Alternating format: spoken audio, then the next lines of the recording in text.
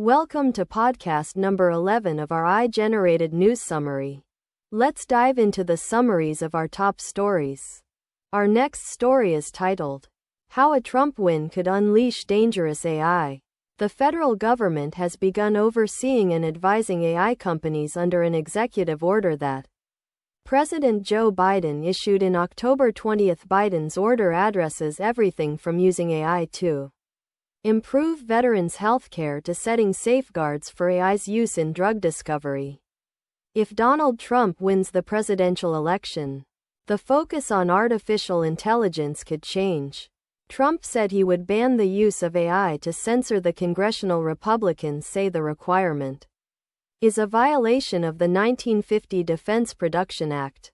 The act requires the government to provide a reliable supply of goods and services to the public. If Trump wins, his appointees will likely de-emphasize Biden's EO reflects a very broad, light-touch approach that continues to foster innovation, says Amy Fields-Meyer, who experts praise NIST's security guidance as a vital resource for building protections into new technology. They note that flawed AI models can produce serious social harms, including rental and lending discrimination, and if the GOP wins the White House next month. Our next story is titled, Central Park Five Sue Trump for Defamation Over Debate Claims. The Central Park Five were wrongly convicted of raping a jogger in 1989. They were exonerated in 2002 after serving years in prison.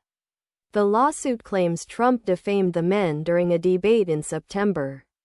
The men say they are innocent and the allegations are politically motivated. In 1989, as the case gripped the city's headlines, Trump infamously took out a full-page advertisement in the New York Times and other regional newspapers calling to bring back the death penalty. The men, who are Black and Latino, are now collectively known as the Exonerated Five. Yusuf Salaam, one of the Central Park Five, attended the September presidential debate. He claims Trump made a series of false statements to him after the event. Those outside the UK can sign up here. For more information on how to sign up, visit www.bbc.co.uk/BBC News. To sign up for the daily discussion, click here. Our next story is titled, Trump supporters fake stories about Harris and Walz flood the For You page on X. The social media platform formerly known as Matthew Metro. Tim Walz's former student posted a video online claiming he was sexually assaulted by Walz back in 1997. The video is made to look like an undercover hidden camera expose copyright, complete with night vision green tinting, disguised voices, and a blurred face. There are also things about the e-script is full of right-wing ways of talking about Harris, pointing out her laugh and other things MAGA faithful hate about the vice president.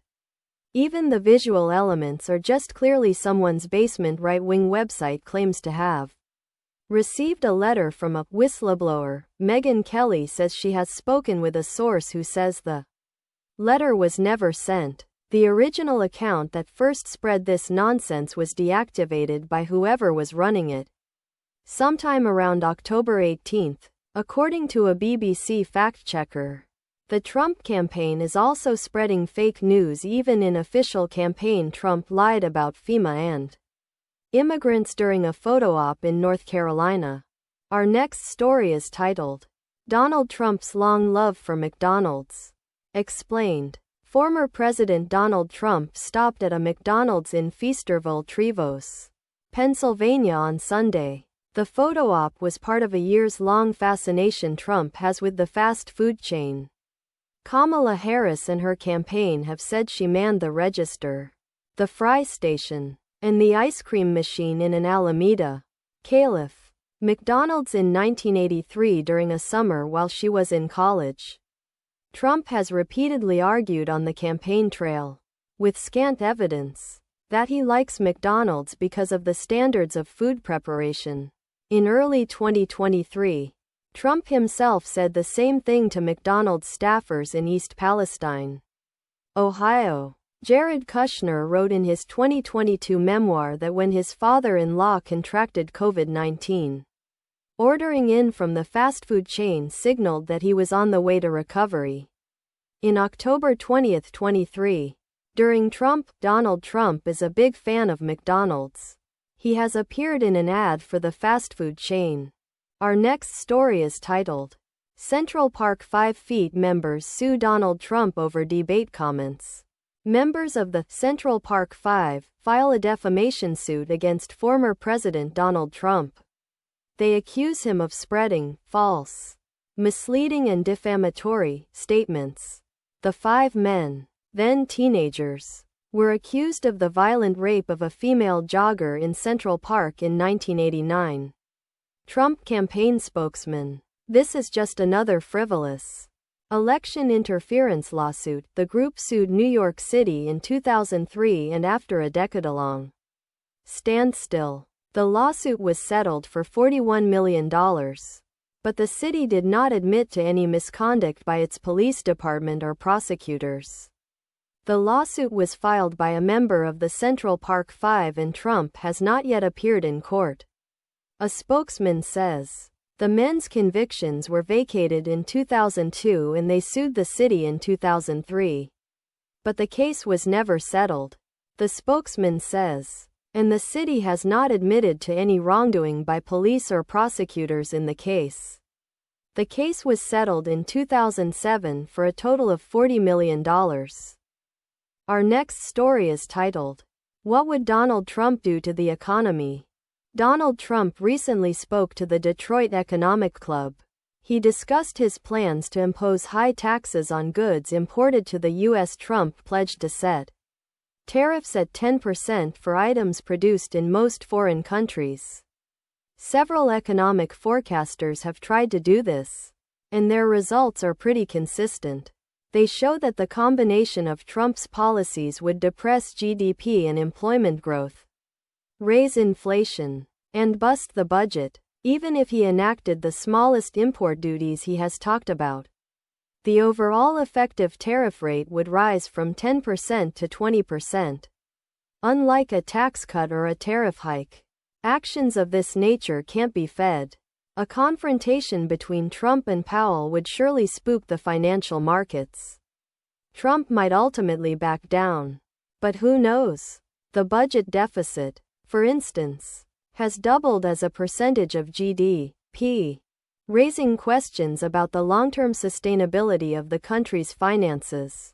Our next story is titled, Central Park 5 sues Trump for defamatory remarks made at presidential debate. The group is asking for a jury trial to determine compensatory and punitive damages. Trump spokesman Stephen Chung decries the suit as just another frivolous election interference lawsuit, filed by desperate left-wing activists. The now exonerated 5, including Salam, who is now a New York City councilman, have been campaigning for Harris.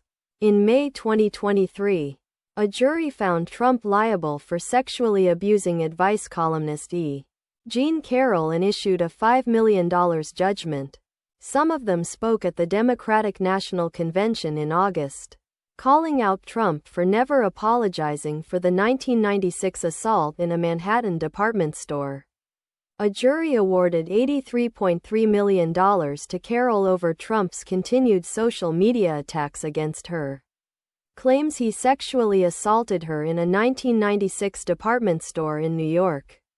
The men claim Trump made false and defamatory statements about them and are seeking damages in the case.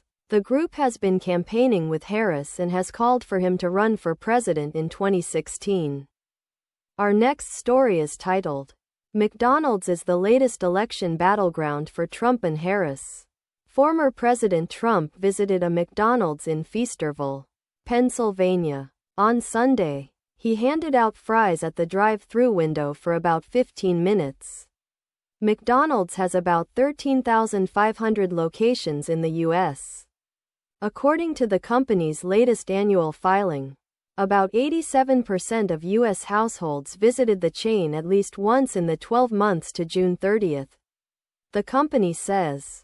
The company does not endorse candidates for elected office, a memo says. We are not red or blue. We are golden, the memo adds. The location was closed for regular business during his visit. Kamala Harris's campaign has confirmed her early job at the chain in 1983 to earn money. Donald Trump has repeatedly said that this didn't happen. Without providing any evidence, the campaign has not responded to a request for comment for this article. The story was first published on CNN.com on Sunday, July 14th. For more, go to cnn.co/heroes. For confidential support, call the Samaritans on 08457 909090. Visit a local Samaritans branch or click here. Our next story is titled, Elon Musk is trying to be the MrBeast of politics. Elon Musk handed out novelty $1 million checks to 2 voters in Pennsylvania. Musk has been heavily involved in the U.S. presidential election since the attempted assassination of Trump in July. The billionaire is giving one lucky voter in a swing state $1 million per day. Every day, until the election. The program is exclusively open to registered voters in 6 swing states: Pennsylvania, Georgia, Nevada, Arizona, Michigan, Wisconsin, and North Carolina. A legal scholar at the UCLA School of Law called out Musk's giveaway on his election law blog. The petition is thinly veiled and covered in language about registered voters. In their videos, both Fischel and Dreher emphasized the importance of voting and voting early. The future of American politics will have more MrBeast-style stunts. The video of Optimus is sped up 2 times, 8 times, and even 10 times faster at various points. In the pivotal swing state of Pennsylvania, Musk seemed to gesture at debunked conspiracy theories. Our next story is titled, The Slop Candidate.